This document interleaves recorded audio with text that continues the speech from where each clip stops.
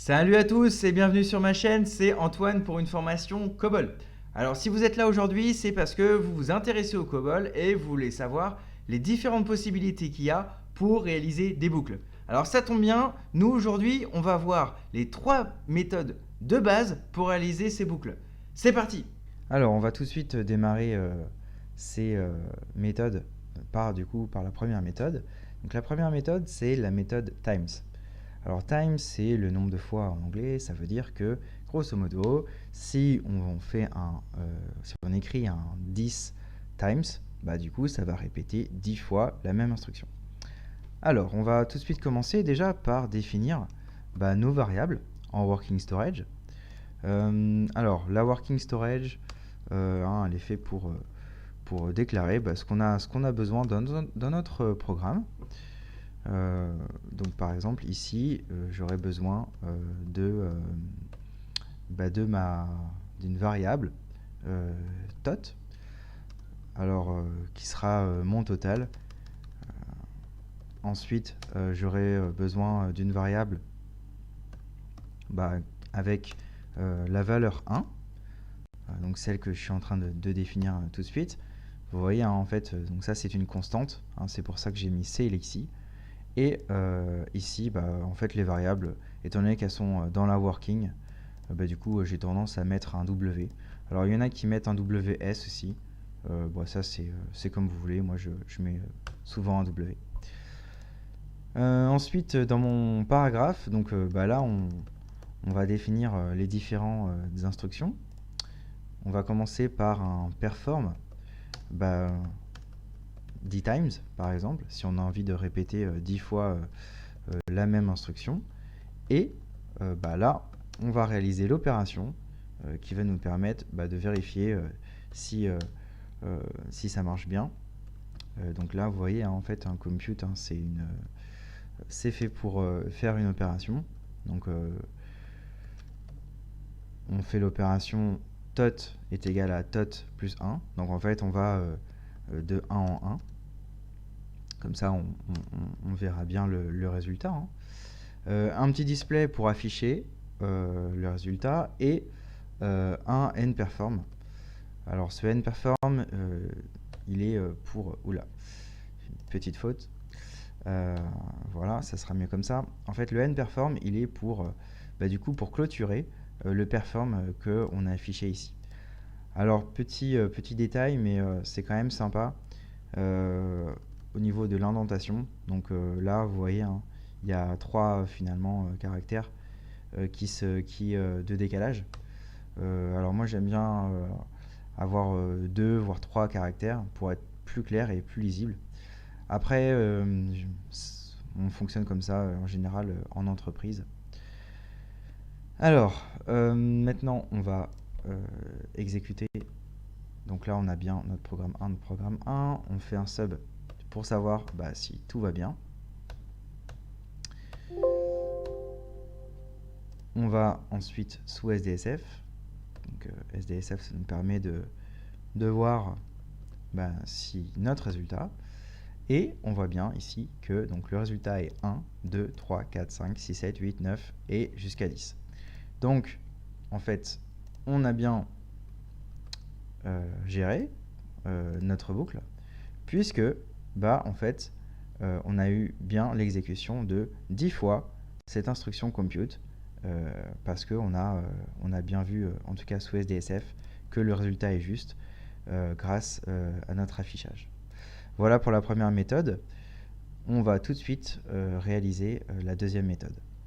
Alors, cette deuxième méthode, c'est la méthode perform until. Alors, donc, du coup, ça va vérifier la condition jusqu'à. Donc, on repart toujours de notre... de ce qu'on a fait précédemment, ça veut dire avec notre variable tot et notre constante égale à 1. D'accord? Donc ça, c'est les conditions d'entrée, en tout cas au début de notre programme. On va tout de suite réaliser le développement de cette boucle. Donc on va faire un perform until tot. Il faut qu'on dit comme condition que la boucle s'arrête quand la variable tot est égale à 100. On réalise notre opération de manière à ce que la variable tot s'incrémente. Voilà, on réalise une opération, une addition classique, j'ai envie de dire, et un display, forcément, pour afficher toujours notre résultat.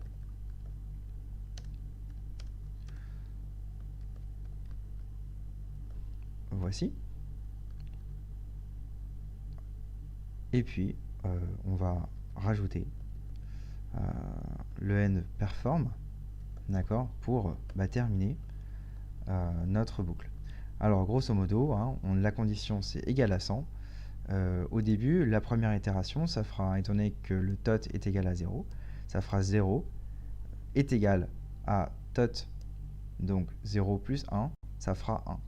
Donc, du coup, le total sera égal à 1. Du coup, ça ne va pas vérifier la condition et on va reboucler jusqu'à ce que la variable tot soit égale à 100.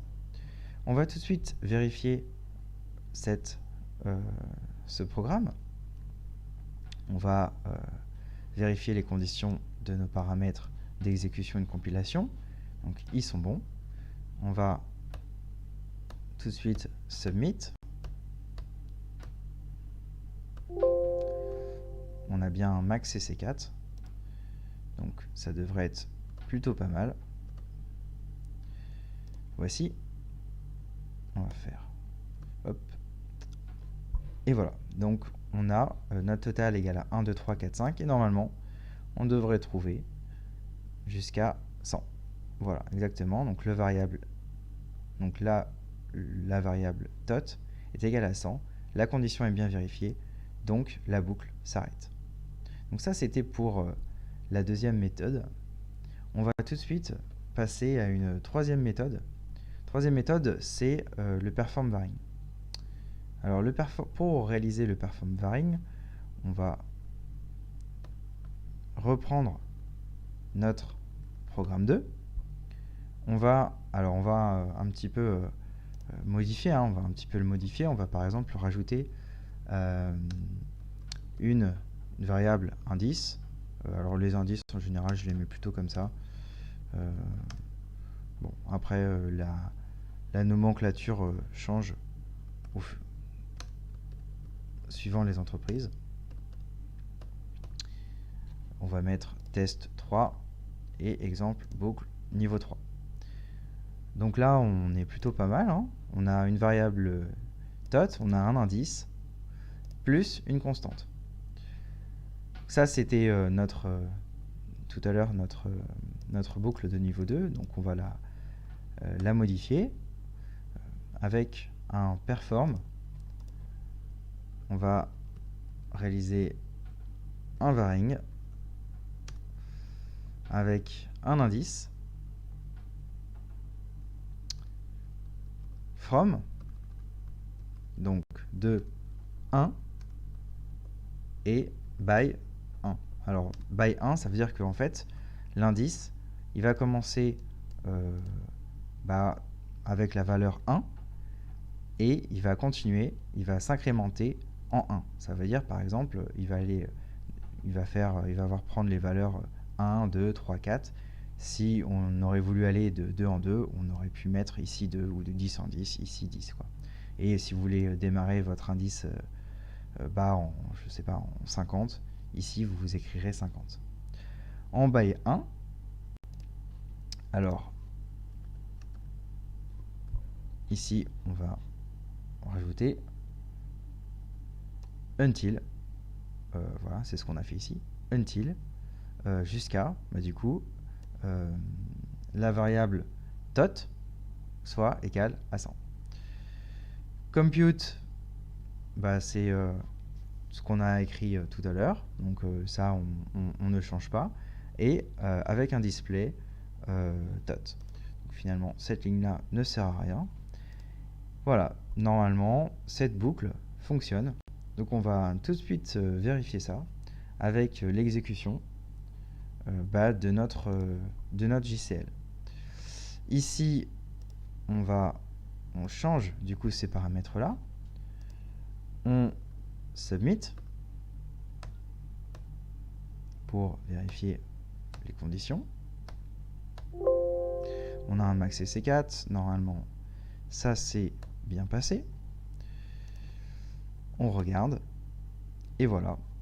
Donc, ça va de 1 en 1. Et normalement, eh bien, voilà, ça va jusqu'à 100. Donc, la boucle s'arrête à partir du moment où la variable tot est égale à 100.